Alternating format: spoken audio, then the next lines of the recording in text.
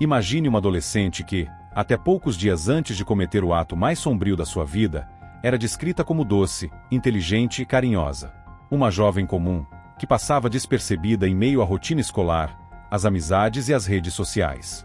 Mas, por trás dos sorrisos em fotografias e das palavras que encantavam parentes e professores, havia um universo oculto, um lado perturbador que ninguém parecia notar.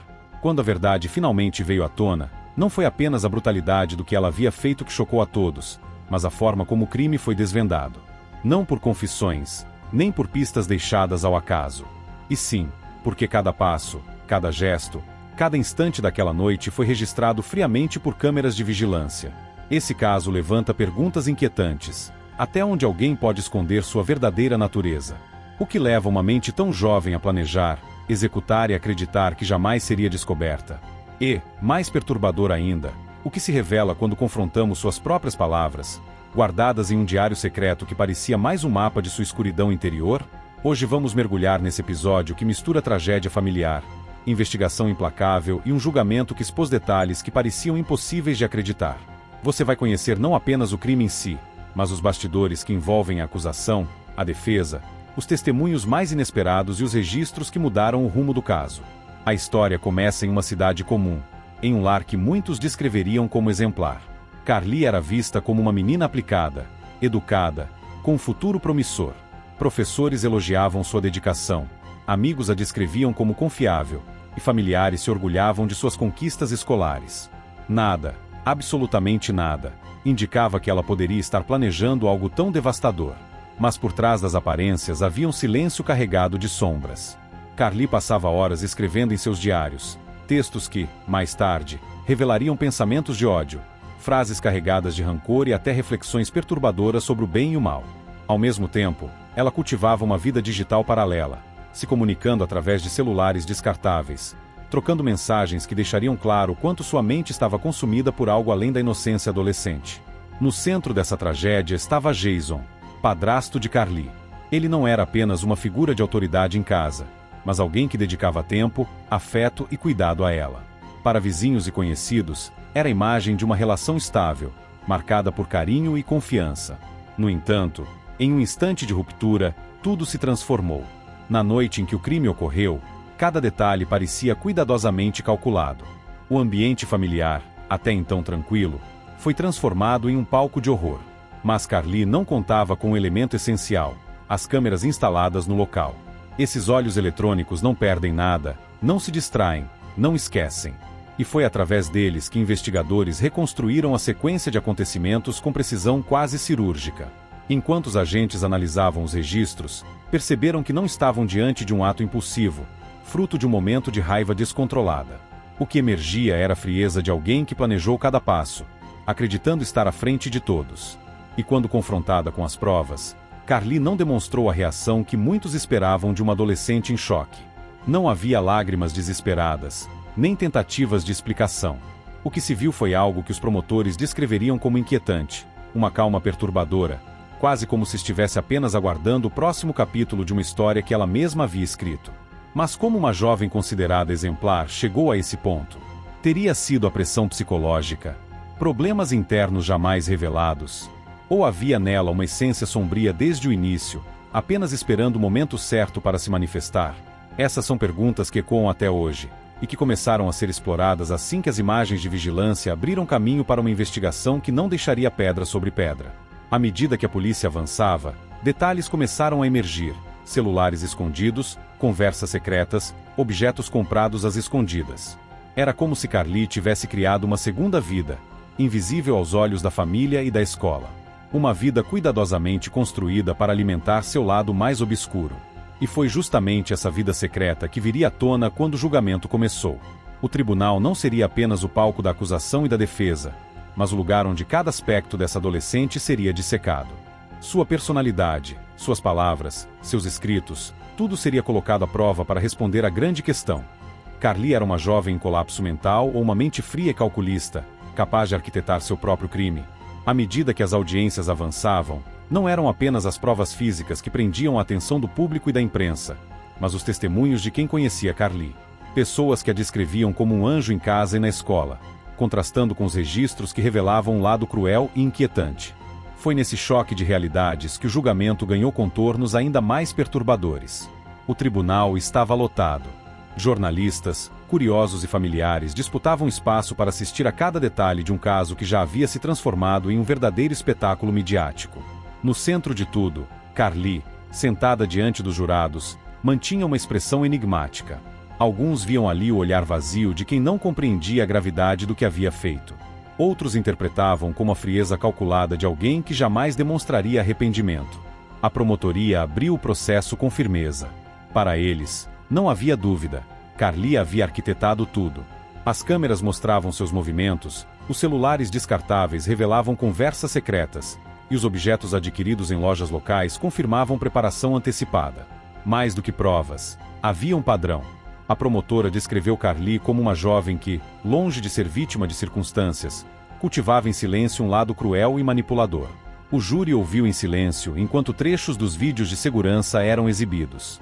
Ali, não havia espaço para interpretação. Os gestos, a sequência dos acontecimentos, tudo se desenrolava diante dos olhos de todos. A defesa, porém, reagiu com uma narrativa oposta. Para os advogados, Carly não era um monstro em formação, mas uma adolescente em colapso psicológico. Trouxeram especialistas em psiquiatria, que analisaram seus diários, descrevendo neles sinais claros de depressão profunda, ideias obsessivas e pensamentos fragmentados que apontavam para transtornos sérios de saúde mental.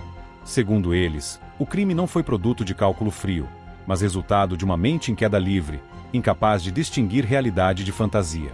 Esse embate entre acusação e defesa ganhou força quando os diários foram lidos em voz alta no tribunal. Páginas e mais páginas repletas de frases desconexas, metáforas sombrias e reflexões perturbadoras sobre moralidade. Em uma passagem, Carly escrevia que é normal ser má e que conceitos como céu e inferno não passavam de ilusões. Em outra, descrevia desejos de causar dor, misturados com momentos de autocensura e arrependimento. Para a promotoria, era prova de que Carly tinha plena consciência do que fazia e até prazer em registrar isso. Para a defesa, era evidência clara de uma mente em conflito, implorando por ajuda que nunca veio. O tribunal se tornou um palco de contrastes ainda mais agudos quando amigos, professores e parentes subiram ao banco de testemunhas. Muitos descreveram Carly como uma menina doce, generosa e dedicada, incapaz de levantar a voz contra alguém. Uma aluna que se destacava pela inteligência e pelo comportamento exemplar. Entre os depoimentos, o mais impactante veio de Ralph Smiley, padrasto de Carly. Com voz embargada, ele afirmou diante do júri que não reconhecia a jovem acusada ali sentada. Para ele, Carly sempre havia sido uma filha amorosa, carinhosa e atenciosa. Suas palavras ecoaram pela sala, criando um silêncio desconfortável.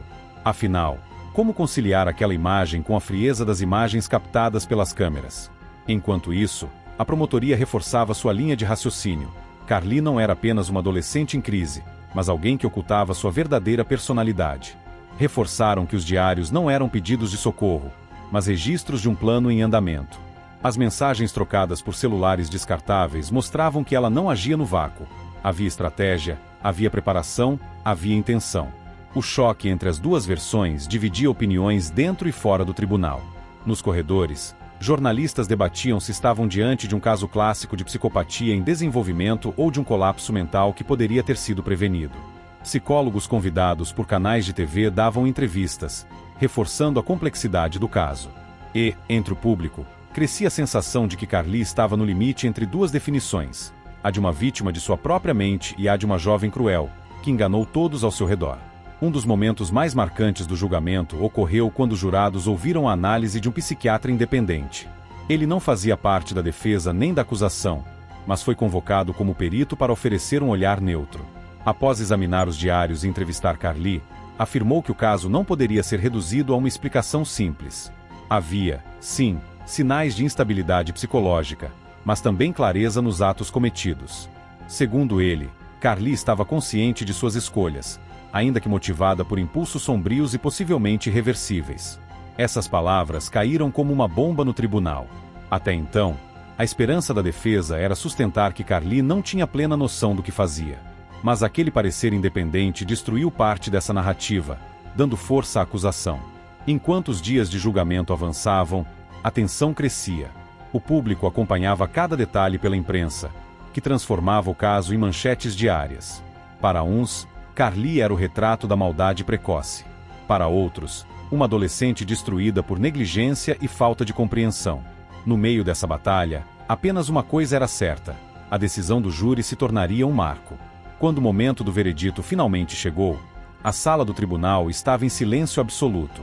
Jurados com expressões fechadas, advogados em expectativa e Carly imóvel, como se não respirasse. A revelação daquela decisão não encerraria apenas o julgamento. Ela definiria para sempre como o mundo veria aquela adolescente, como uma mente doente ou como alguém que escolheu, conscientemente, trilhar o caminho da escuridão. Quando os jurados retornaram à sala, todos sabiam que o silêncio que se seguiria seria quebrado apenas por palavras capazes de mudar vidas para sempre. Carly manteve os olhos fixos no chão. Seus ombros não tremiam, sua postura era rígida, quase indiferente. Para alguns, essa frieza confirmava a imagem construída pela acusação, uma jovem calculista, incapaz de remorso. Para outros, era apenas o corpo de uma adolescente esgotada após semanas sob os holofotes, incapaz de demonstrar qualquer reação. O juiz pediu que o porta-voz do júri se levantasse. O papel foi aberto lentamente. As palavras ecoaram de forma seca, sem emoção. Culpada de homicídio em primeiro grau. Culpada de tentativa de homicídio. Culpada de adulteração de provas. Cada sentença atingia a sala como um golpe. E, a cada golpe, a distância entre Carly e qualquer possibilidade de redenção parecia aumentar. A promotora manteve o semblante firme. Já a defesa, em silêncio, abaixou os olhos, ciente de que suas últimas tentativas de convencer o júri haviam sido insuficientes. Entre os presentes, alguns choravam, outros apenas observavam, perplexos, sem saber se sentiam raiva ou tristeza diante de uma adolescente que teria o resto da vida atrás das grades. O juiz então determinou a pena máxima: prisão perpétua, sem direito à liberdade condicional. Carly, com apenas 15 anos, seria transferida para um centro de internação juvenil de segurança máxima até completar a maioridade. Depois disso, passaria a cumprir sua sentença em um presídio comum, junto a adultos condenados por crimes igualmente graves. Naquele instante, a sala mergulhou em uma estranha dualidade. De um lado, a sensação de justiça feita. A sociedade estava protegida de alguém que havia mostrado ser capaz de planejar e executar um ato brutal. De outro, a inquietação diante do fato de que uma vida inteira, ainda em formação, havia sido definitivamente marcada como irrecuperável. Para muitos, o ponto decisivo não foi apenas o ato em si, mas o que as câmeras revelaram. Os vídeos mostravam não apenas a ação, mas a intenção, a forma como Carly ocultava o que fazia, como pensava nos detalhes para não ser descoberta. Essa prova visual destruiu qualquer dúvida de que havia consciência em suas escolhas. Era como se a tecnologia tivesse servido de testemunha silenciosa, desmontando todas as tentativas de justificar o crime como fruto de um impulso momentâneo. Mesmo após o julgamento, psicólogos, juristas e jornalistas continuaram debatendo. Era possível que uma jovem tão nova realmente tivesse plena consciência da dimensão do que fazia? Ou a mente em desenvolvimento, somada a traumas e fragilidades, tornava impossível qualquer julgamento absoluto? Entre os que acompanharam o caso, alguns afirmavam que Carly era um exemplo raro de maldade precoce, alguém que desde cedo revelava tendências sombrias. Outros acreditavam que o sistema falhou em oferecer o suporte necessário, e que, se tivesse recebido ajuda adequada nos primeiros sinais de sofrimento, talvez nada daquilo tivesse acontecido. Enquanto isso, Carly permanecia no centro de internação, isolada, aguardando o dia em que completaria 18 anos para ser transferida. Os relatos vindos do local indicavam que ela passava a maior parte do tempo em silêncio, escrevendo em cadernos que ninguém sabia exatamente o que continham. Ao assistir a esse caso, cada pessoa é forçada a encarar uma questão incômoda. Quando um jovem cruza a fronteira entre vítima e culpado, até onde vai a responsabilidade dele? E onde começa a responsabilidade de todos nós?